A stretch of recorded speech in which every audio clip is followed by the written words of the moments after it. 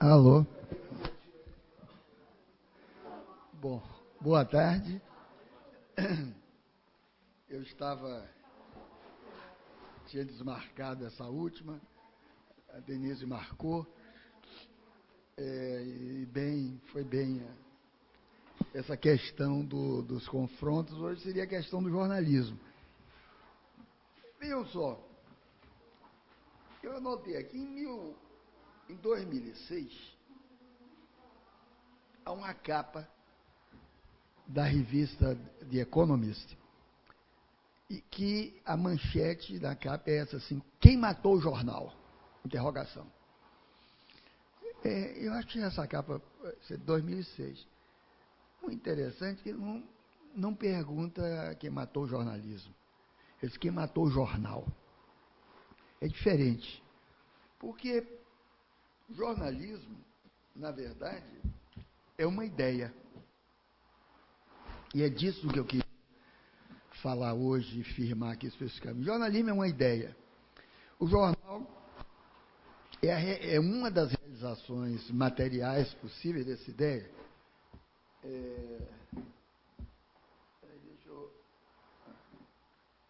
Então, mais precisamente, que ideia é essa do jornalismo? É uma ideia liberal, entre muitas outras, necessária, o que aparece no confronto de opiniões. Esse confronto de opiniões é tido como necessário ao funcionamento do sistema democrático. Então, vejam só, o jornal aparece na história, primeiro, claro, como extensão de boletins, de notícias curtas, de notícias comerciais, de partida de navio, movimentação de dinheiro, financeira, venda de mercadorias. Mas o jornal aparece junto com a notícia, que é a grande commodity, é a grande mercadoria do jornal, aparece como o emissor, como a expressão de uma opinião.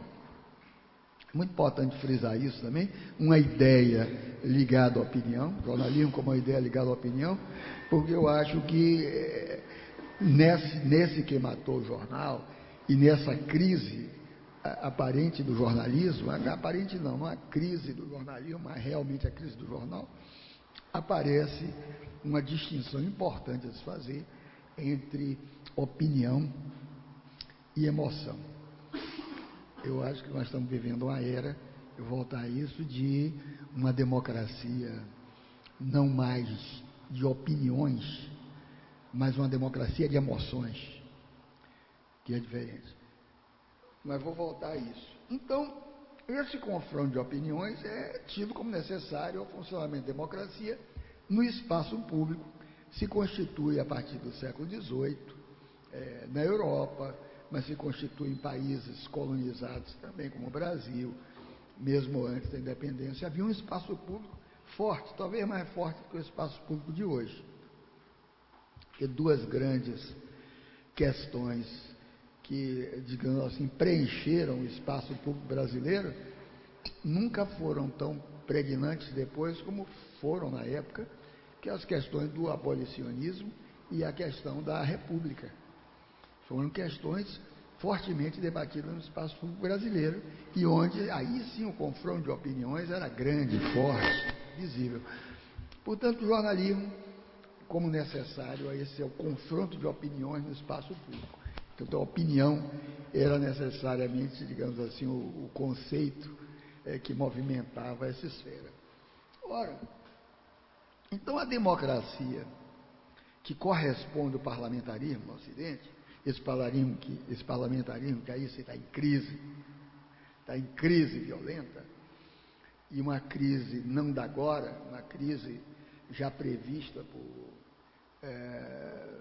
desde o início do século passado, a segunda metade ou a terceira metade do século passado. Você já tem crítica violenta ao parlamentarismo, talvez mais violenta e mais afinada do que hoje. Por exemplo, o grande teórico da política no Ocidente, que era depois nazista, Isso é uma coisa, chama muita atenção desse autor que eu vou falar aí para vocês, para entrar nesse assunto, porque houve teóricos do nazismo. O nazismo perdeu a guerra, ainda bem, né? Mas atraiu intelectuais de nomeada, intelectuais fortes, e levantou questões interessantíssimas, mas perdeu a guerra. Então a questão do espaço, por exemplo, é uma questão forte do nazismo, do nazifascismo. Essa questão foi substituída depois pela temporalidade marxista. A esquerda viu o tema do tempo, enquanto o espaço é uma questão importantíssima. Então, um grande teórico da política, no meu entender, mais importante na discussão da política do que Marx, era nazista. Foi absolvido em Nuremberg. Eu dei o curso que dei aqui na graduação, aqui na UERJ, não foi na época, aqui na UERJ, para os alunos da graduação, eu fiz estudar Schmitt um pouco, na tradução do livro dele, crucial, na Voz, chama-se Carlos Schmitt. Carlos Schmitt. É muito mal falado. Por quê? Porque foi um dos teóricos de Hitler. Mas foi absolvido em Nuremberg. Preciso que se diga isso. Mas, sem dúvida nenhuma, um conservador de direita, só com ideias luminosas. Portanto, às vezes, é preciso sair do maniqueísmo, do bem e do mal, para descobrir, até no pensamento opositivo, do pensamento que é antipovo, o que é anti, às vezes, a piedade, descobrir elementos valiosos para o pensamento. Para mim, Schmitt é o grande nome, Carl Schmitt. Carl Schmitt já dizia, em 30, que o parlamentarismo ocidental estava condenado, e o que ele disse foi profético, à corrupção e ao centro. Desenvolve a tese da corrupção e do centro. Não é outra coisa, em graus diferentes. Bom, nós precisamos nem falar do Brasil e do que ocorreu aqui, mas a centrificação, importante, ele converge para o centro, para uma conciliação de interesse do bloco dirigente, dos blocos de governo, e para a corrupção como alguma coisa inerente ao próprio funcionamento da democracia parlamentar. É uma tese que nenhum outro teórico defende, que parece que a corrupção é um acidente, é um acaso, vem aqui. Ele diz, não, é inerente ao sistema. Demonstra. Ora, então, a democracia que corresponde ao parlamentarismo ocidental é a democracia de opinião. Aí que entra a questão do jornalismo. Quer dizer, o que é essa democracia de opinião? Todo e qualquer cidadão tem assegurada a sua representatividade política, portanto, isso já vem da Declaração dos Direitos do Homem e do Cidadão. Logo, ele é supostamente livre para expressar as suas opiniões, aquilo que ele pensa, numa esfera que se diz pública, dita pública, ou num espaço, numa esfera, fez a expressão esfera pública, ou seja, o que quer dizer pública? Numa esfera universalmente aberta a todos. Chama a atenção o seguinte, que espaço público, esfera pública, não significa apenas um lugar neutro, um espaço neutro, uma manifestação de opiniões. Não, o verdadeiro espaço público, a esfera pública, é um conversor semiótico. Você diz uma coisa, um público, aquilo que você disse pode virar de cabeça para baixo, pela opinião do outro, pelo seu próprio convencimento de que o que você disse estava errado, ou ver outra opinião, ou ver outra coisa. Portanto, o discurso, o seu discurso, pode ser remanejado, discutido. É essa a importância do espaço público. Não é ele ser alargado para tanta gente, é para quem participa dele. Então, esse argumento vai nos interessar na questão do jornalismo. Se você alarga tecnicamente o espaço público, quer dizer que você melhorou ou aperfeiçoou o espaço público. Então, o velho espaço público onde tinha a imprensa, tinha os clubes literários, os cafés, os salões, o abolicionismo tinha isso, essas coisas todas. Os comícios os palanques. Esse espaço público foi alargado tecnicamente pela rádio, pela televisão, pela internet. Mas não significa que tenha progredido a esfera pública, né? Essa dimensão de conversão do discurso em alguma outra coisa se dá nesse espaço, nessa esfera democrática, porque há argumentação, debate e, digamos assim, reelaboração daquilo que você disse. Isso só é possível com a política. Só é possível se esse espaço for ao mesmo tempo político. Se não for político, o alargamento, a ampliação é puramente técnica. Nós estamos vendo hoje com a internet.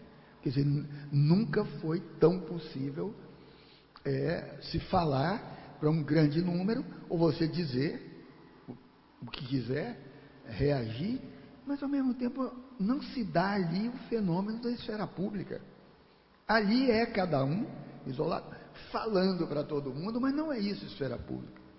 Isso é largamento puramente técnico. É cada um, sujeito como uma ervilha numa lata de ervilha, falando para todas as ervilhas da lata, que podem falar de volta.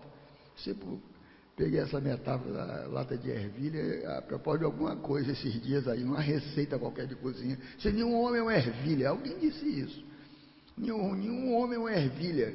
Eu disse, interessante, eu diria uma ilha, no arquipélago, mas é ervilha. E como eu gosto muito de ervilha, eu imagino a lata de ervilha, cada sujeito é uma ervilha, no meio da ervilha, falando para aquelas ervilhas todas facilmente. Mas não deixa de ser lata de ervilhas, né? Então vejam só, portanto, quais são os elementos, as técnicas de sustentação desse dispositivo chamado espaço público? Essas técnicas são discurso e política. Discurso e política. A política, sabemos, é a política parlamentar. É a política parlamentar, em que o Schmidt faz a crítica disso, mas eu também não vejo. Você me pergunta qual é a saída, eu não sei.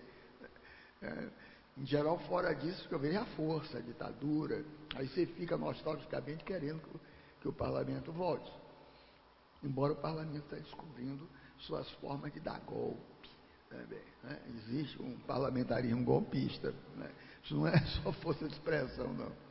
Não é só campanha. Tem sim. Então, e discurso é palavra, argumento, portanto, jornalismo também, entre outros. Então, discurso e política, daí, digamos, a amplitude discursiva da palavra letras no período clássico da esfera pública, seja na Europa, seja no Brasil.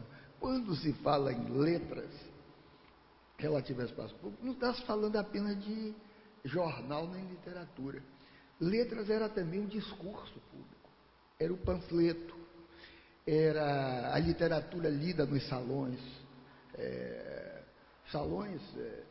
por exemplo, para a literatura francesa, o Policial foi muito importante, extremamente importante, Madame de Sévigné, todos os salões onde se debatia literatura, se debatia política, isso numa escala reduzida também aqui no Brasil, especialmente em São Paulo, né? Oswald de Andrade, no século XX, fala da casa de Dona Fulana, a viúva tal, que recebia todo mundo daquela maneira, ele discutia literatura, se discutia política, até contam eu sempre tenho uma historinha, vocês já viram que agora, as histórias do Oswald. Oswald é um feito brilhantíssimo, né? Mas inimigos contam. Mas parece que a história é verdade. Tinha um grande salão em São Paulo, uma senhora elegantíssima que recebia, bonita, e que parece que tinha tido um affair com o Oswald antes, mas ele frequentava a casa. E ele se gabava numa roda das virtudes, assim, virtudes sedutoras, amorosas dele, essa coisa. Ele estava falando das vantagens das mulheres seduzir, e ele vira-se para ela, e de repente ela assistindo, quem bem pode dar um depoimento, não sei o que eu estou falando, só de mim, dona fulana, madame, a dona da casa, gente rica, e ela diz assim, Oswald, doutor Oswald, chama doutor Oswald, eu não me afogo em copos de licor. Terrível, né? Que maneira elegante de dizer, olha, coisinha. Então mesmo só. Terrível. Mas isso, sabe, os inimigos, amigos e inimigos. Mas Oswald era um cara fascinante. Então, a palavra, portanto, letras queria dizer jornais, panfletos, ensaios, literatura e atividade parlamentar. Há mais uma vez, em outro lugar, diz assim, as letras são o nosso parlamento. Parlamento é letras. É muito importante, para não isolar o jornalismo como uma coisa puramente técnica. O jornalismo estava no meio disso. O jornalismo era parte disso.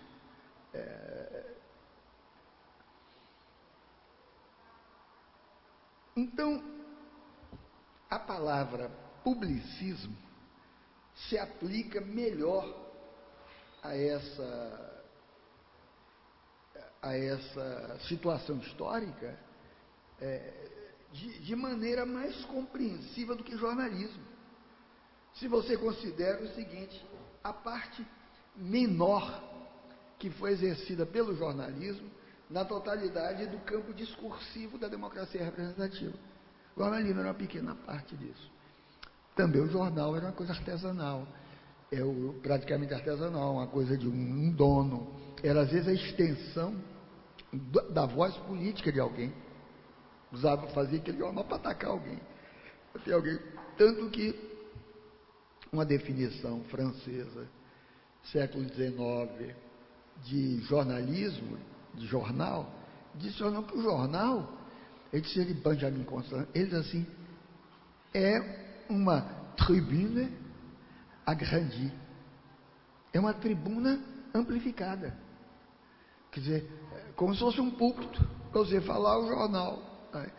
O Balzac, por exemplo, que esculhamba o jornalismo, era também jornalista, também a maneira dele, mas ele dizia que ele fazia panfleto, só que panfleto depois tomou uma acepção bem conotativa, bem pejorativa, panfletos, fazer panfletos, mais propagandístico, mas é um momento em que o jornal de uma voz só de uma pessoa já chamava panfleto, em francês. Só que, portanto, o jornalismo, você vê, é uma ideia nesse campo, nesse gênero. Só que ideias são suscetíveis de data. As ideias podem ser datadas. As ideias, aliás, as ideias são datadas. Elas podem ser persistentes, algumas são muito duradouras, séculos, para que uma ideia realmente acabe. Mas elas são suscetíveis de uma datação e, consequentemente, de desgaste histórico. Portanto, eu comecei falando dessa revista, Economista, assim, quem matou o jornal? Ele disse, quem matou o jornalismo? Ou seja, não é jornalismo, mas é o jornal. Quer dizer, consciente ou inconscientemente, ressoa nessa manchete do Economista alguma coisa de início do século XX, fim do século XIX, que tem a ver com o pragmatismo, tem a ver com Dewey, grande educador, grande comunitarista, onde o jornal tinha uma outra destinação. Portanto, é isso que está por trás da minha título, eu acho que eu dei, né? Perdão. Jornalismo. Para onde vai, se for. Para onde vai, se for. Entre aspas. É um título claramente irônico, mas certamente é também diagnóstico. É um diagnóstico. E eu acho que esse poderia ser o título mais adequado a uma apresentação sobre os caminhos atuais, os caminhos futuros dessa ideia chamada jornalismo. Porque cada vez mais nós falamos em crise da imprensa, mas sem que ninguém ouse levantar em público, porque é arriscado, em toda a enormidade, a hipótese do fim do jornalismo. Pelo menos tal como nós conhecemos até agora. E você dizia essa hipótese viável, essa hipótese é metodológica. É metodológica. Você aventar o fim. É a hipótese, é o método dos pós-modernistas, dos críticos da cultura, a partir dos anos 70 na França, um dos quais, quem me conhece, acompanha as aulas, foi grande amigo meu, e que eu tenho prezo, admiração por ele, que é Jean Baudrillard. O Baudrillard, o método Baudrillard era esse. Baudrillard, qual é o método? Eu tenho, na revista Hermès, francesa, que é dedicada a Baudrillard, eu falo sobre o método de Baudrillard. Eu nunca me esqueço que ele me disse: você me surpreende, eu nunca pensei que eu tivesse método nenhum. Ele tem, fala do meditidamente, mas como na aula não é sobre isso, mas eu vou traduzir, dizer em poucas linhas, o que é o prático método, que aí, se ele concordasse, falasse disso. Eu diria que é o método elástico. Você pega um elástico e você quer ver até onde vai, qual é a capacidade de elasticidade daquela pequena borrachinha. Aí você estica. Você vai esticando, você vai esticando, você vai esticando até o fim da resistência daquele grau de elasticidade. Aí o elástico quebra. Mas à medida que você vai esticando, você vai exagerando também, você vai amplificando certas características que são do elástico, mas que não estão para ser esticadas o tempo inteiro, a não ser em situação que ele vai segurar alguma coisa, não para você brincar de puxar ele. É o método do fim. Você quer ver uma coisa como funciona, veja o fim daquilo, ainda que seja o fim simbólico, até onde isso aguenta, até onde vai. Pode ver isso em várias situações da vida. Você pode estar falando de discussão, um pouco você pode discutir com o outro. Vai, discute, troca, e vai cada vez mais ferindo, cada vez mais agressivo, e de repente o sujeito parte de lá e tenta te pegar. Tenta pegar o outro porque não aguentou. Aquilo tem um limite. Essa conversa tem um limite. O método, o debate francês, os debates franceses, Sorbonne, de Sorbonne, são assim, né? Uma provocação infinita do outro. Aqui no Brasil daria briga, começava a briga na sala mesmo. Não, você aguenta aquilo. O que eu vi, o Jorge Friedman, que era o diretor da École Pratique des Hautes Études em 66, 65, esculhambar o Edgar Morin, na frente, na cara do Morin vermelho. Isso é leviano, isso não tem nenhuma sustentação de ser. Diz assim, que leviandade, Edgar, não sei o quê. Saíam dali, eram amigos, frequentavam a casa, mas esculhambação. Ninguém aguenta um negócio desse aqui. Aqui você tem que segurar, porque você parte para te pegar. Então, veja só, eu falei, é o método elástico. Você vai e estica para ver até onde o argumento se sustenta. Então, a hipótese do fim do jornalismo é uma hipótese dessa, elástica. Você pensa ao fim para ver o que é que subsiste. Quando o economista fala quem matou o jornal, aí fica mais claro que ele não está falando para mim de jornalismo. Por isso que eu estou dizendo, jornalismo é uma ideia. O jornalismo é uma ideia, enquanto o jornal, claro, é uma ideia técnica, mas é uma sub-ideia, é uma materialização comercial, industrial dessa ideia. Então, se atribui em geral os fatores da crise às mutações tecnológicas, às mutações econômicas. As mutações econômicas são, claro, os jornais vão morrendo, vão desaparecendo, por crise econômica, falta de público, mas sempre com o pano de fundo da imutabilidade dessa prática. Se assim, os jornais estão morrendo, estão desaparecendo, mas está aí o jornalismo, é como se fosse absolutamente necessário à vida social. Isso é uma presunção. Outra suposição que é preciso se discutir. Nós estamos habituados a ele, claro, a notícia, ao consumo da notícia. É preciso discutir essa prática. Então, por um lado, você afasta a necessidade histórica do jornalismo e do jornal, com o argumento de que você atesta a necessidade histórica, com o argumento de que uma imprensa independente e uma imprensa que detém credibilidade pública, que tem credibilidade pública, oxigena a democracia. Então você diz, olha, o jornalismo é eterno, é imutável num ambiente democrático, porque ele representa a oxigenação da democracia. Esse debate oxigena, amplia a democracia. Por outro lado, você pretende, de algum modo, conhecer o desejo desse público. Quer dizer, seria o desejo de elevação. Você sempre atribui ao outro, às massas, as suas fantasias, sejam as mais elevadas, sejam as mais terra-terra. Então, elevado é o seguinte, de que o público quer alguma coisa mais do que a televisão, do que a internet, do que entretenimento, ou seja, o jornal permanece, ou permaneceria. Você vê isso nos grandes jornalistas, teóricos jornalistas, que são apaixonados pelo que faziam, pelo jornal, e dizem isso. Então, assim, ele quer um texto, o público, que combine elegância linguística com aprofundamento de análise que possibilita a tomada de decisões. Quando você vê os teóricos de ética, da moralidade jornalística, um ou outro escreve, às vezes, no Globo, escreve nesses jornais, tem um que eu esqueço o nome agora, Berti Franco, talvez, enfim, mais de um.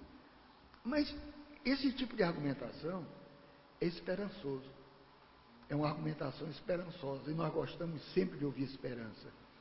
Quer dizer, nós gostamos sempre de ouvir aquilo que nos conforta, aquilo que no fundo nós pensamos, como gostamos de ver uma notícia que nos diga o que já sabemos, né? É a notícia esperada, a notícia sonhada, gostamos muito disso.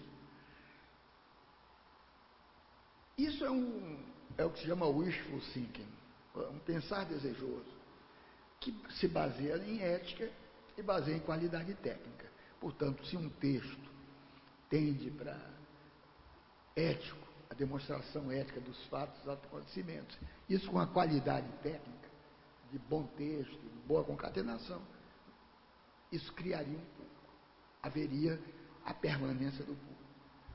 Mas eu estou me propondo aqui a caracterizar esse problema do fim do jornalismo como uma crise da mediação. Porque, quando eu comecei a falar aqui, ficou claro que nesse espaço público, esse espaço que é um conversor semiótico, é um espaço mediador, e jornalismo é uma forma de mediação, é uma das formas de mediação. Portanto, você lê alguma coisa e você vai ali porque ele está mediando para você uma informação, uma notícia, uma experiência que você não tem, ou você não assistiu, ou você não viu. Eu vou voltar a isso, mas é aquela experiência daquele que testemunhou, por exemplo, acontecimento, que testemunhou um fato, uma notícia. Se você viu na rua, foi uma briga, foi um acontecimento, foi uma manifestação, e está aqui para narrar, se você for o único a ver, você tem o direito moral de ser o narrador daquela história, porque você viu. Você pode contar de modo inteiramente diferente do que aconteceu. Acontece muito, não basta ver, às vezes depende do ângulo. Mas eu estava lá. Meninos, eu vi o fato. Portanto, você tem o direito moral de ser o narrador, de contar a história, porque você é a testemunha. Você testemunhou. E testemunha em grego se diz histor. Daí vem a palavra história. Quer dizer, o historiador é aquele que tem o direito moral de narrar os fatos, os acontecimentos, não porque ele tenha sido testemunha, na verdade, dos fatos históricos, mas que ele teve acesso às fontes mais próximas do testemunho, seja documental, seja oral, seja o que for. Ora, o jornalismo, portanto, o direito moral da testemunha é o direito moral do mediador, da mediação. O jornalismo é, portanto, um recurso, um meio da mediação.